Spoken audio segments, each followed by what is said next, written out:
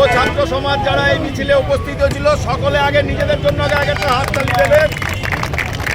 কারণ মহিলারাও রয়েছেন, আইনজীবী তারাও এসছেন আমাদের এই সমর্থনে। কারণ মমতা বন্দ্যোপাধ্যায় দ্বারা এই যে যুগান্তরী প্রকল্প, এই যে যুবসাথী প্রকল্পের দ্বারা যে যুব সমাজ উপকৃত হয়েছে, আমরা সেই কারণেই আজকে এই মিছিল করে মাননীয় মুখ্যমন্ত্রীকে ধন্যবাদ জ্ঞাপন করার একটা প্রয়াস দেখালাম। তার সাথে সাথে আমাদের এই নির্বাচনের আগে মমতা বন্দ্যোপাধ্যায়ের যে বাজেট আমরা দেখেছি, তাতে দেখেছি বাড়ির মা বোনেদের জন্য উনি যেভাবে চিন্তা করেছেন বিগত দিনেও, এবারও কিন্তু উনি তাদের কথা মাথায় রেখে আরও 500 টাকা করে লক্ষ্মীর ভাণ্ডারের যে ভাতা বাড়িয়েছে।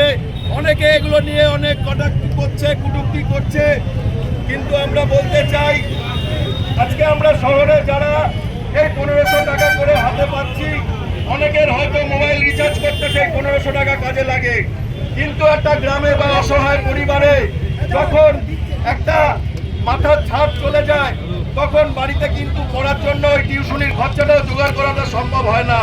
তাই মমতা বন্দ্যোপাধ্যায় যে যুব সমাজের জন্য এই ভাতার ব্যবস্থা করেছে, সেই ভাতার মাধ্যমে আগামী দিনে যুব সমাজ তাদের দৈনন্দিন জীবনের কিছু প্রয়োজনীয় জিনিস বা প্রয়োজনীয় কাজে সেই টাকাটা খরচা করতে পারবে।